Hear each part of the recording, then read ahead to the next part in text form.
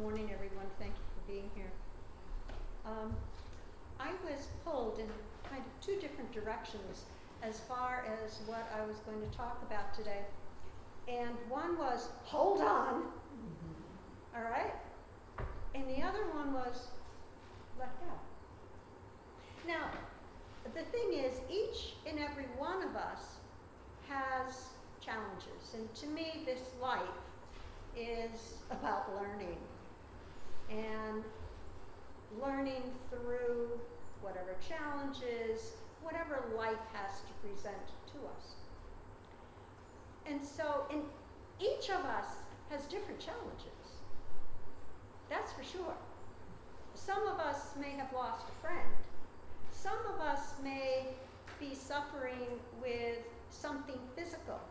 Some of us may have financial problems. But whatever it is, hold on. Each one of our problems is an opportunity for my truth, is an opportunity for us to learn. It's an opportunity for me, for sure, to learn how I get through it, what I do, etc. And I know I'm not doing it alone. I know I have a whole bunch on the other side, up there, over there, around me, helping out. And also, when I'm looking for answers, the answers are really inside. It truly is an inside job. It really is. And so, when, I'm trying to pull my head, and my hair out, and sometimes it's a long haul between head and heart and feeling. And the heart knows, and the intuition guides us what to do, how to, when we can't figure it out in our head, and we're burning the candle at both ends, we're doing all that. So, for me, meditation helps. For me, going into the quiet helps. And for me, and I'm talking about doing my stuff, not other people's stuff. And that gets into kind of the second part of what I was called to talk about. So, hold on. You know you're going to get through it. I don't care what it is. There's always another side.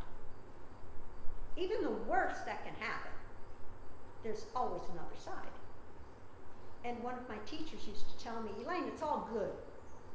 Because even when we die, it's just another side. Okay? So, it's all okay. So just hang in there, hold on. It's going to be all right. We will get through whatever it is. Now, at the same time, all right, let's hang on to just what's ours. Whoa. I want to read you something that struck me this morning, and I shared it.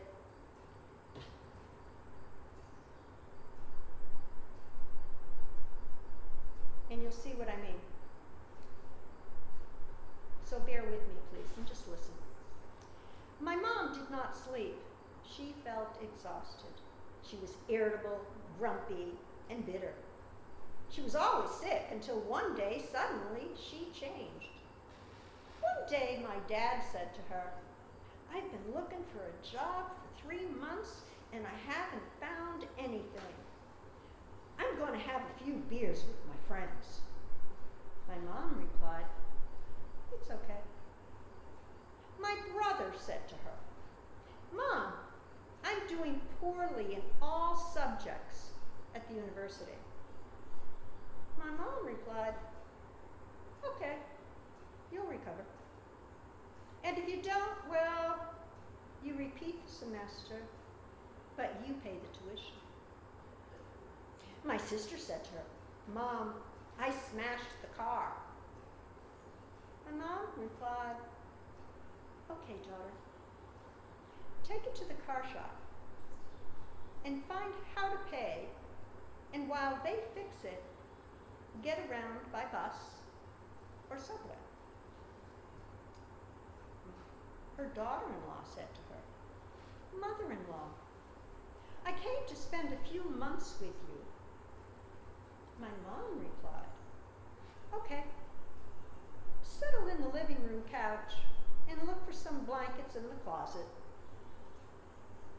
All of us gathered, worried to see these reactions coming from Mom. We suspected that she had gone to the doctor and that she was prescribed some pills called "I don't give a damn." Perhaps she was overdosing on these. We then proposed to do an intervention with my mom to remove her from any possible addiction she had towards some anti-tantrum medication. But then she gathered us around her and my mom explained, "It took me a long time to realize that each person is responsible for their life. It took me years to discover that my anguish, anxiety, my depression, my courage, my insomnia, and my stress does not solve your problems, but aggravates mine.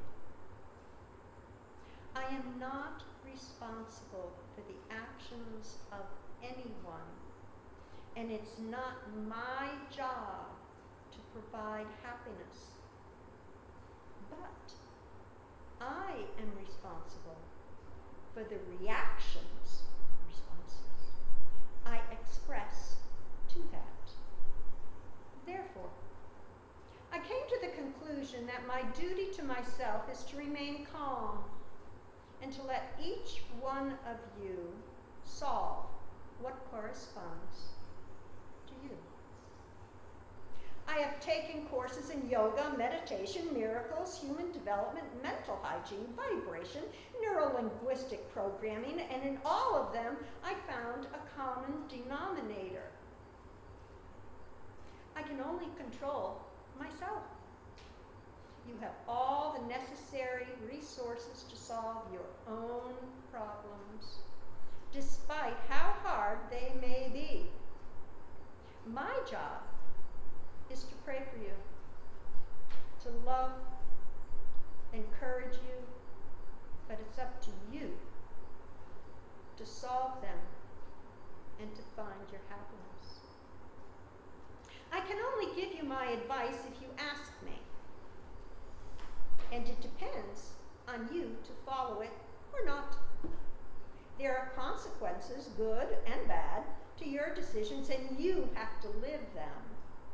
So from now on, I cease to be the receptacle of your responsibilities, the sack of your guilt, the laundress of your remorse, the advocate of your faults, the wall of your lamentations, the depository of your duties.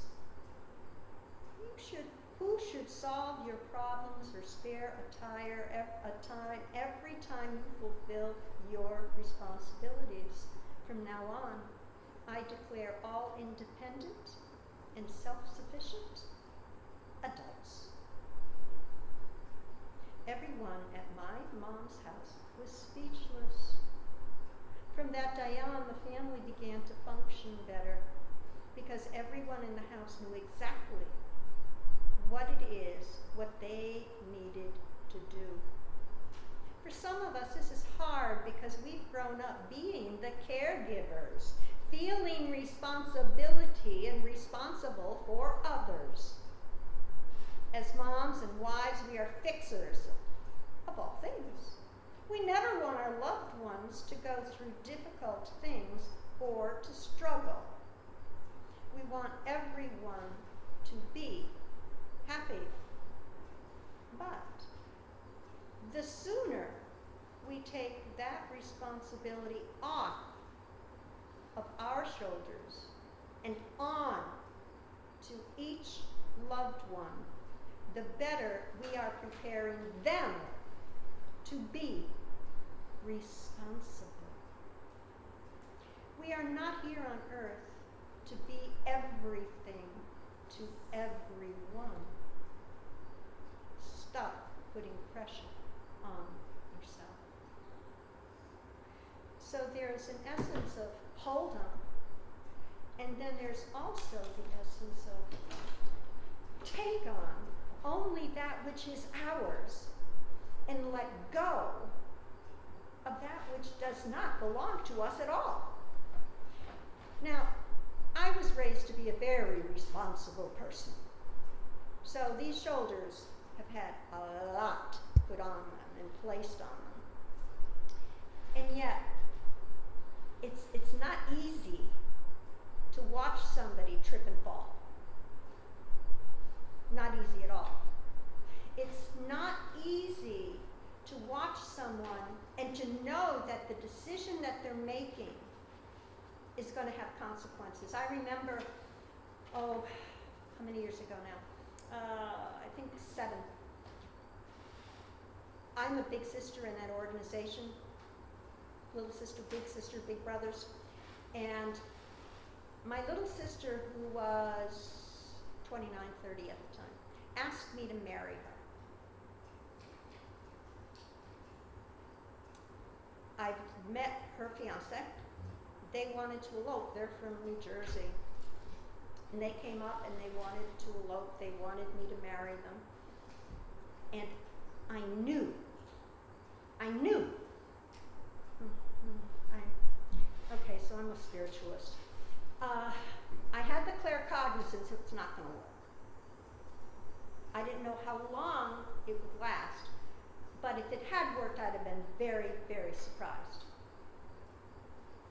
But I also respected her decision.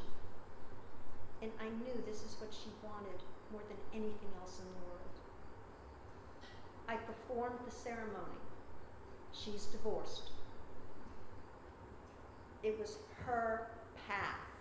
It wasn't my path to intervene or to say, no, I'm not going to marry you.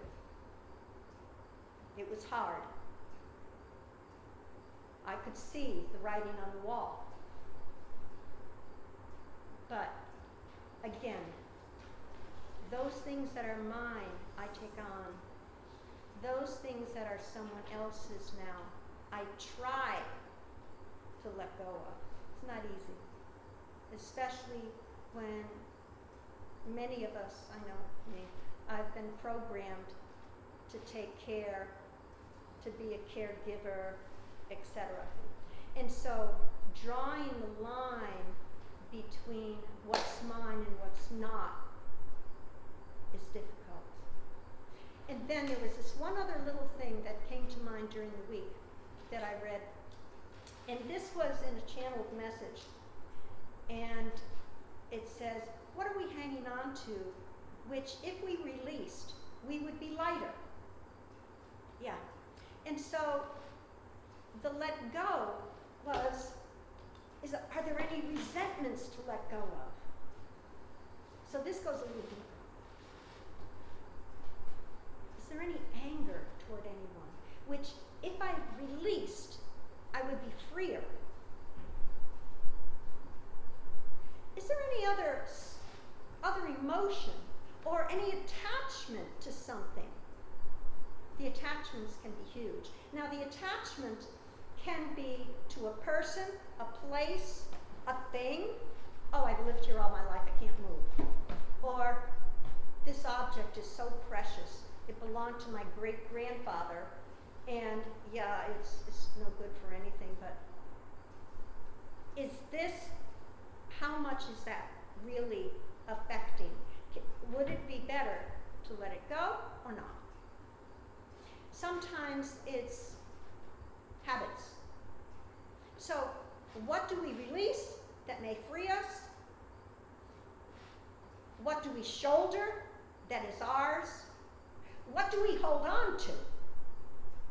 Knowing that there's always another side. And so those are all questions that each of us comes up against almost every day. And just realize that each of us is going through this life by ourselves.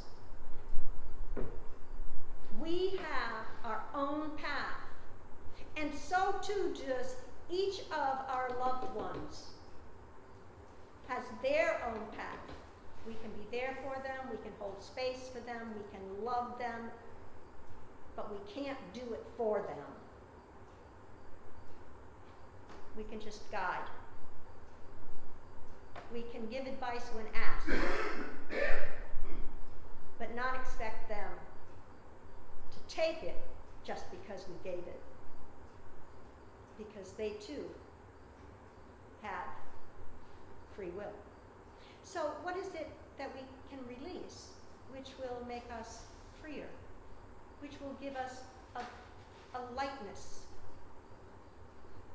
We can step into more sovereignty of self.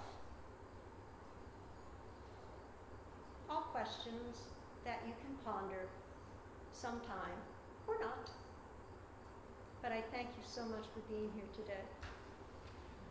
Namaste.